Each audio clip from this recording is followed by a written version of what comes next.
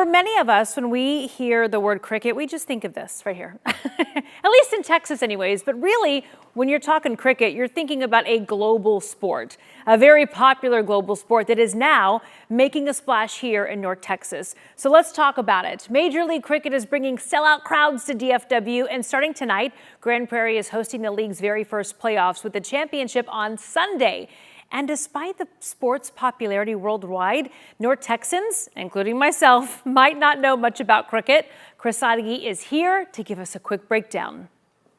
There's a new game in Grand Prairie. We just got to learn the rules first. Let's start with some basics. Like baseball, there's a batter and there's a pitcher, but they're called a bowler. And instead of a strike zone, they're trying to hit this. It's called a wicket.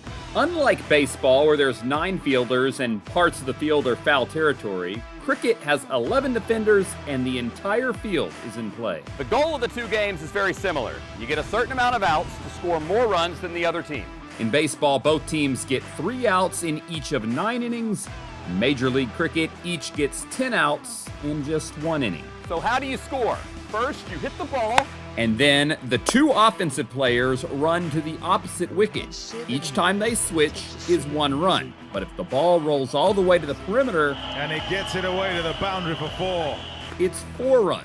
And if a ball reaches the stands, it's cricket's version of a homer called a 6, because that's how many runs it counts for. great work. So how do you get them out? The most common ways. Catch the ball in the air. Gone a long way up in the air. Duplessis takes the catch. The bowler can hit the wicket. Knocked him over.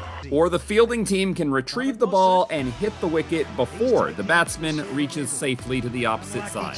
He's gone ski, he's out of here. So those are the basics if you want to try to take a swing. In Grand Prairie, I'm Chris Sadeghi.